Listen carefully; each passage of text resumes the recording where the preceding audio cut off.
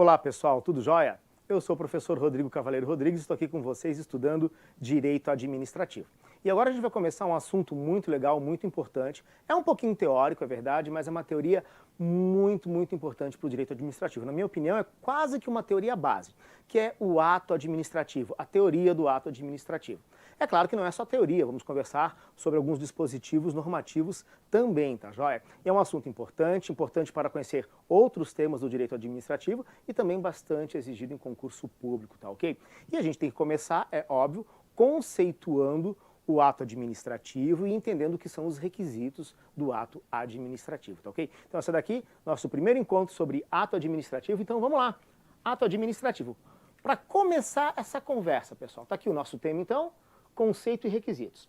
Como isso daqui é uma teoria base do ato jurídico, na verdade, a gente tem que lembrar o seguinte, tem uma coisinha chamada mundo dos fatos. Tipo assim, galera, o que é o mundo dos fatos? O mundo dos fatos é onde as coisas acontecem, é o nosso dia a dia. Tudo está ali acontecendo. O nosso legislador vai pegar e criar normas jurídicas, separando do mundo dos fatos. Separando não é? Escolhendo dentre os fatos que acontecem, situações de relevância. Um bom exemplo para entender isso é a diferença entre namoro e casamento, não é? Todo mundo sabe o que é namorar, todo mundo sabe o que é casar, tá joia? Namorar é legal, é gostoso, beleza, namorar é uma situação fática, tá no mundo dos fatos. Ok, por que namorar não está no mundo jurídico? Não é algo relevante para o direito? Porque o legislador entendeu que não vale a pena, não é interessante para o mundo jurídico criar regras sobre o namoro. Ainda bem, né, pessoal? Por favor. Agora, se você for ler o Código Civil, vai encontrar dezenas de artigos sobre casamento. Então, olha só, tanto namoro como casamento são situações fáticas, está no mundo dos fatos. O legislador, com as suas normas jurídicas, pegou o casamento e trouxe para o mundo do direito. Então essas normas jurídicas aqui, pessoal, criam o mundo jurídico, o mundo das leis. E isso é importante para entender onde se insere os atos administrativos, que são espécies de atos jurídicos. Para entender bem isso, eu vou lá na teoria do fato jurídico, tá? Que aqui no Brasil foi melhor estudada, mais detalhada pelos civilistas, em especial Pontes de Miranda, tá ok? Então é uma teoria mais lá do direito civil, mas ela é importante aqui pra gente no direito administrativo. Vou trazer para vocês um quadro de classificação dos fatos jurídicos. O que são os fatos jurídicos? Esse quadro aqui, tá vendo, gente? Onde tem mundo jurídico, são os fatos do nosso dia a dia, os fatos que acontecem, que o legislador resolveu trazer para o mundo do direito. Hipóteses, portanto, jurídicas. Daí começa assim. Tudo que está no mundo jurídico nós vamos chamar de fato jurídico lato sensu. Tudo que tem relevância para o mundo do direito nós vamos chamar de fato jurídico lato sensu. Lato sensu significa em sentido amplo. Como é que a gente sabe que algo tem relevância para o direito? O legislador foi lá e fez uma norma sobre isso. Às vezes não tem norma jurídica, não é? Daí vai o Poder Judiciário interpretando outras normas jurídicas, traz para o mundo do direito alguma situação, algum fato. Daí esse fato jurídico. Imagina tal situação onde não exista a vontade humana manifestada. Daí nós vamos chamar isso de fato jurídico estrito sensu. O que é um fato jurídico estrito sensu? Uma situação jurídica onde não há a manifestação de vontade. Exemplo, a passagem do tempo. A passagem do tempo traz reflexos para o direito. Prescrição, decadência, preclusão, aposentadoria, tá? Ou seja, a passagem do tempo, sim, ela é importante para o direito. E a passagem do tempo não depende da nossa vontade. Isso é um fato jurídico estrito sensu. O que seria um ato-fato? O ato-fato jurídico é uma situação em que até existe a vontade de manifestar algo, a vontade humana, mas ela é irrelevante para o direito. E daí agora a gente vai para o ato jurídico lato sensu. O que é o ato jurídico lato sensu? O ato jurídico lato sensu é um fato jurídico em que a manifestação de vontade é essencial. O ato jurídico, portanto, é manifestação de vontade com relevância jurídica. E esse ato jurídico, que eu estou chamando aqui de lato sensu, ele vai ser dividido. Então, qual é a diferença entre ato jurídico e fato jurídico estrito sensu? O fato jurídico estrito sensu, temos uma situação de relevância para o direito, onde não há a vontade humana manifestada. Exemplo, prescrição. Ato jurídico, há a presença da vontade humana. Exemplo, contratos e atos administrativos. Então vamos pegar esse ato jurídico lato sensu e vamos dividi-lo em ato jurídico estrito sensu e negócio jurídico. Por que eu coloquei o ato jurídico estrito sensu? É porque é ali no ato jurídico estrito sensu que nós vamos encontrar o ato administrativo. Tá? Qual é a diferença do ato jurídico estrito sensu para o negócio jurídico? O ato jurídico estrito sensu é manifestação unilateral de vontade. Enquanto que o negócio jurídico, além de ser uma manifestação bilateral ou plurilateral, ainda permite uma adequação, uma modulação dos efeitos jurídicos. Então, o que é o ato jurídico estrito sensu? Manifestação unilateral de vontade, onde não há uma modulação de efeitos jurídicos. E é ali no ato jurídico estrito sensu que nós vamos encontrar o ato administrativo. Então, vamos pegar agora esse quadro que vem lá do direito civil e trazer para o direito administrativo. Onde está fato jurídico, a gente vai colocar fato da administração. Onde estava fato jurídico estrito sensu, a gente coloca fato administrativo. O pessoal do direito administrativo não dá importância para os atos fatos. Onde estava escrito ato jurídico, a gente coloca ato da administração e vamos subdividir o ato da administração em ato administrativo e contrato administrativo. Beleza?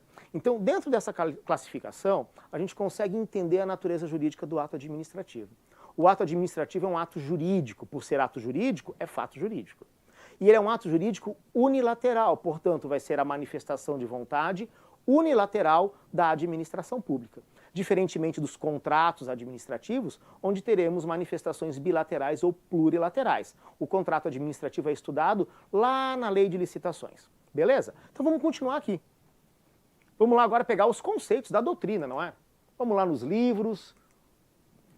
Um conceito de Eli Lopes Meireles. Ato administrativo, toda manifestação unilateral de vontade da administração pública que, agindo nessa qualidade, tenha por fim imediato adquirir, resguardar, transferir, modificar, extinguir e declarar direitos ou impor obrigações aos administrados ou a si própria. Esse conceito de Eli Lopes Meireles, quero emendar outro conceito aqui, Maria Silvia Zanello de Pietro. O fato descrito na norma legal que produz efeitos no campo do direito administrativo. Beleza, pessoal? Então, o seguinte, o que é que a gente tem que focar aqui?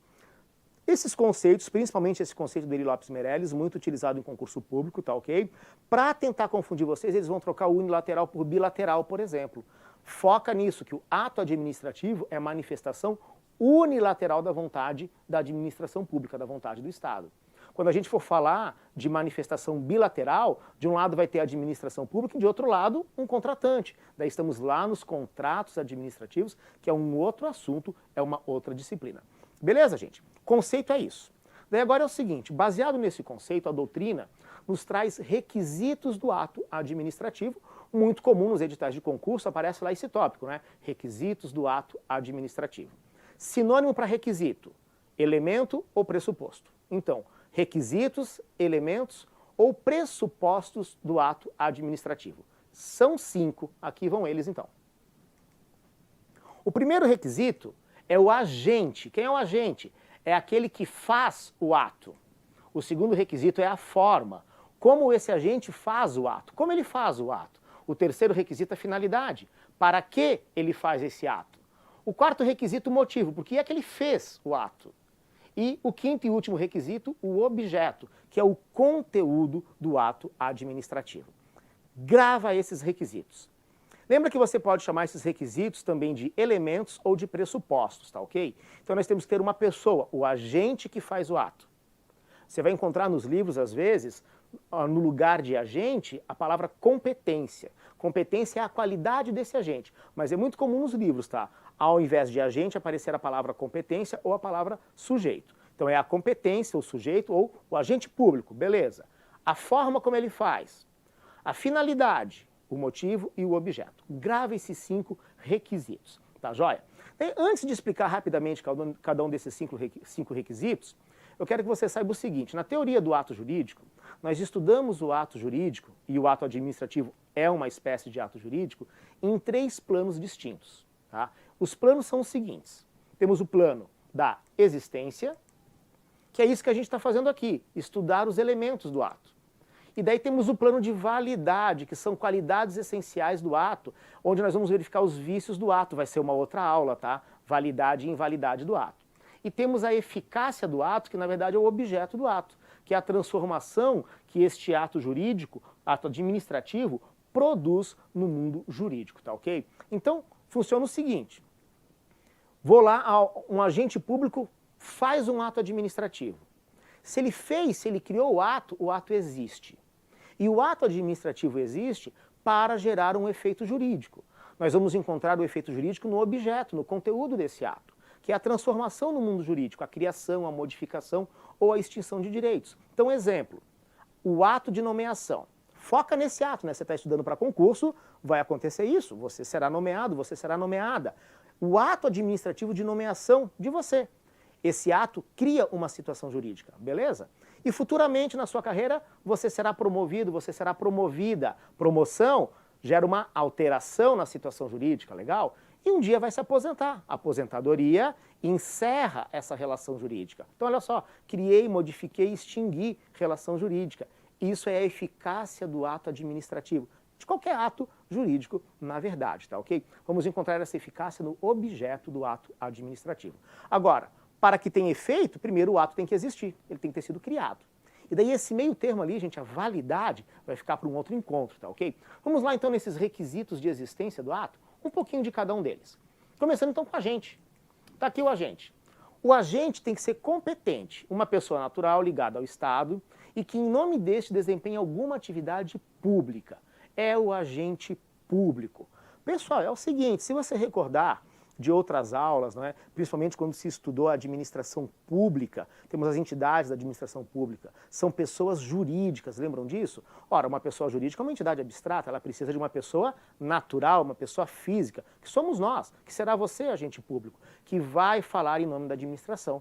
Então, o agente público é aquele que faz o ato. Só que o agente tem que ter aquela qualidade, ele tem que ser competente. Competência, aqui vai uma coisa importante sobre competência, somente é atribuída por norma jurídica, especificadamente Constituição Federal ou lei. Não podemos ter uma atribuição de competência por decreto, por portaria. Ou é a Constituição ou é a lei, tá joia? Então, competência é essa atribuição de poder público que é dado ao cargo. Você, assumindo esse cargo, pela posse, vai exercer essa competência. E só a competência do cargo, tá? Quando a gente for estudar a invalidade do ato, vai ver que agir fora da competência do cargo torna o ato nulo. Beleza? Legal então. Essa competência tem algumas características interessantes. Vamos lá conhecer as características da competência.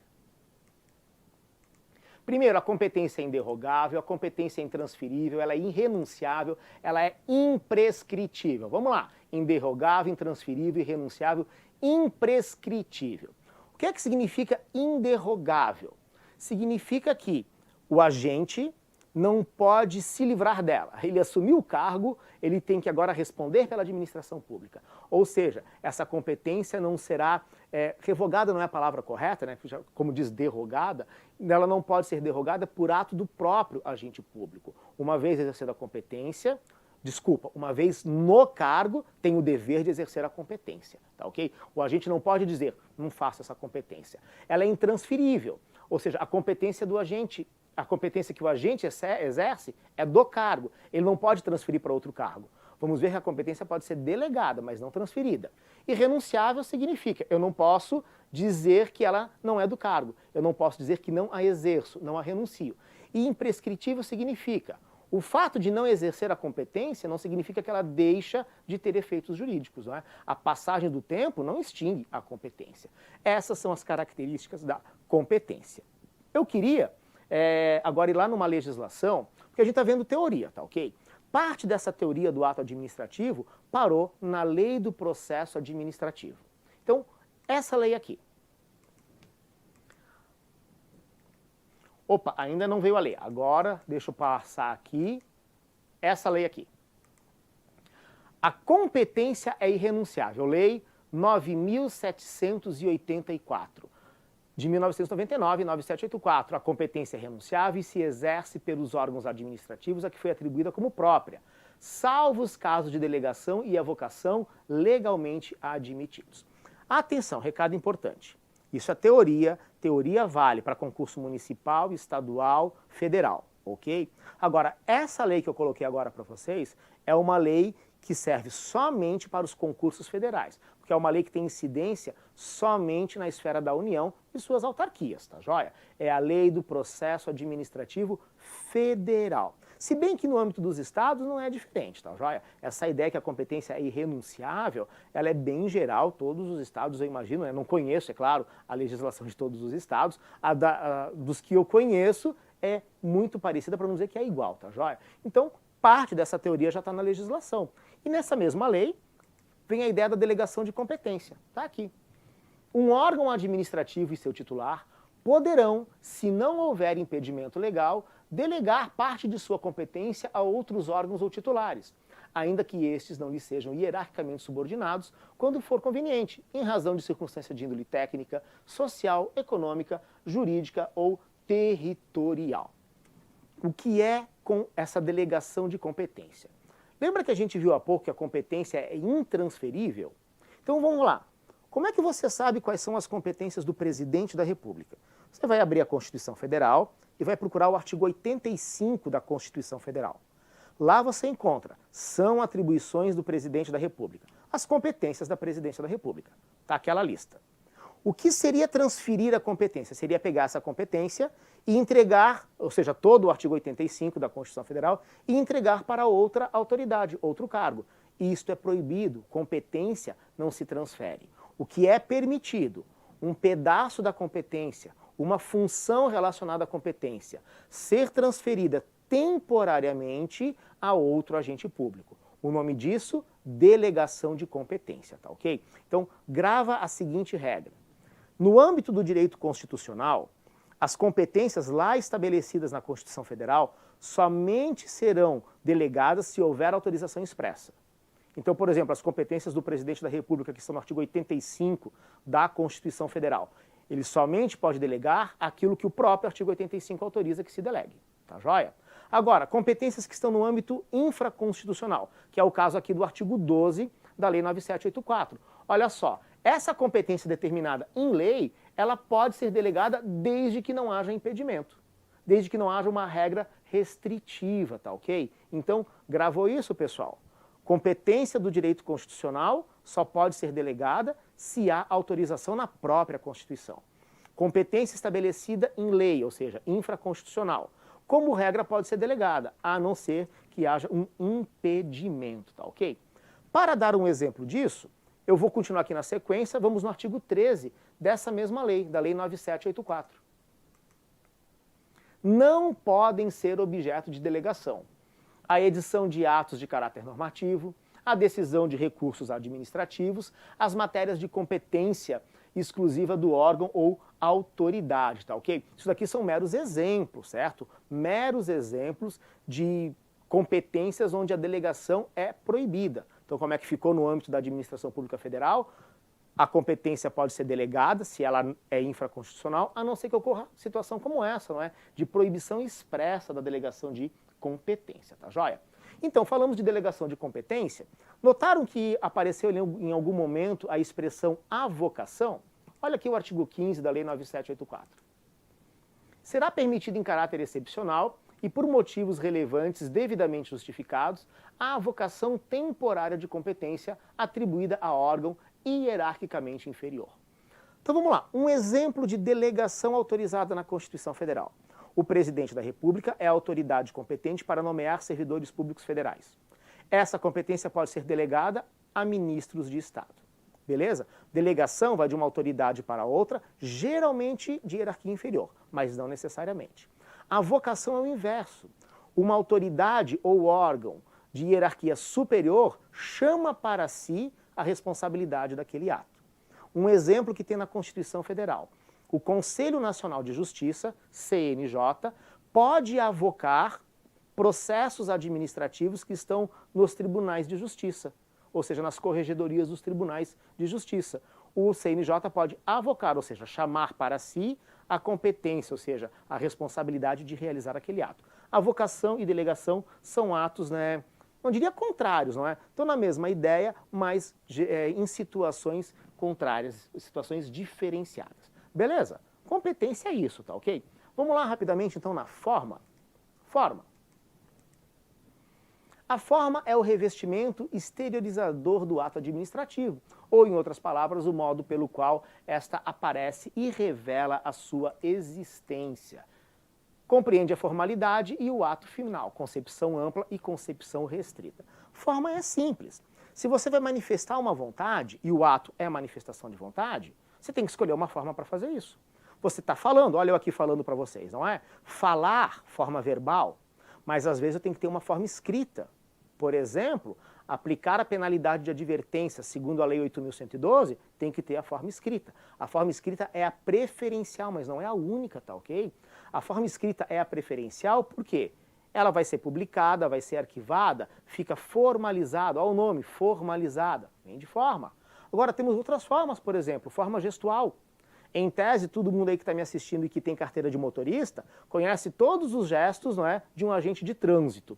Ou seja, esses gestos, forma gestual, comunica uma ordem administrativa. Já ouviu falar em forma pictória? Placa de trânsito, picture, pix, né? Desenho, forma, aquela forma desenhada numa placa de trânsito, comunica uma ordem administrativa. Então, forma é tudo isso.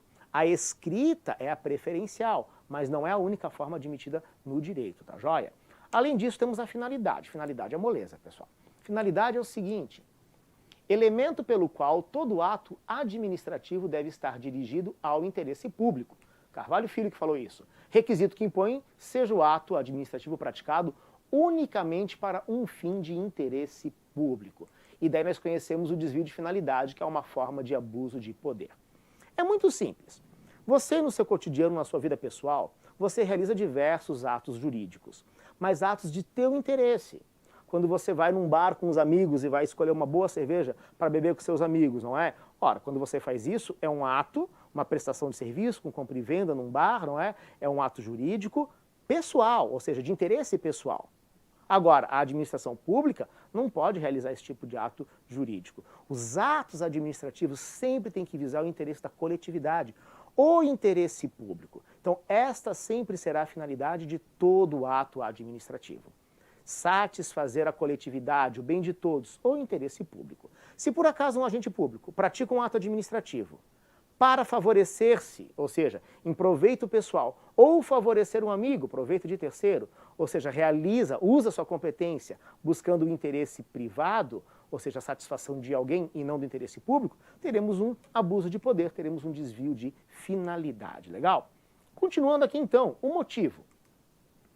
O motivo é o seguinte, o motivo ele antecede o ato, né? O motivo é o pressuposto de fato de direito que serve de fundamento ao ato administrativo.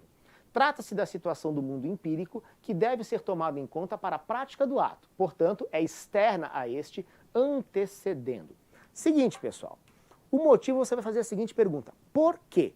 Sabe criança chata que tem mania de perguntar por quê? Pois é, isso é essencial, né, para ativar a curiosidade das crianças, né, dos adolescentes, toda hora perguntando por que disso, por que daquilo. Isso é importante, porque daí quando a gente ficar adulto e virar agente público, tem que perguntar também por que que isso está acontecendo.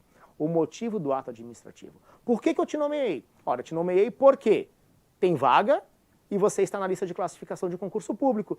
Esse é o motivo de fato para a tua nomeação. O motivo de direito, artigo 37 da Constituição Federal, combinado com a Lei 8.112, no caso de servidores federais. O porquê que o ato é realizado é a situação fática que aconteceu no mundo, unida à regra jurídica que determina a realização do ato. Beleza? E daí aqui tem uma sacanagemzinha.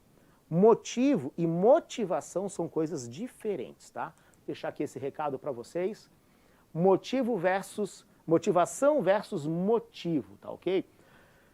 Eu acho uma sacanagem quando os livros fazem isso com a gente. Motivação, na verdade, significa justificativa. Então, daí, por que não coloca no livro justificativa ao invés de motivação? Dá uma salada na nossa cabeça, né, gente? Vamos gravar isso daqui direitinho. O que é o motivo? Todo ato administrativo tem que ter motivo, porque é o fato que aconteceu, pressuposto de fato, unido à regra jurídica. Motivo todo ato tem. Motivação é justificar de forma detalhada.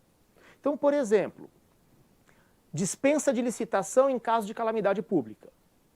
O fato é a calamidade pública, a dispensa de licitação é o artigo 24 da Lei de Licitações. Está aí o motivo do ato. Agora, para ele ser justificado, a motivação é explicar em detalhes O que levou à decretação da calamidade pública? Motivar um ato é justificar detalhadamente esse ato, ou seja, é maior, é mais amplo do que um mero motivo. Legal, pessoal? E daí, todo ato tem que ter motivo? Sim. Todo ato tem que ter motivação? Daí tem briga na doutrina.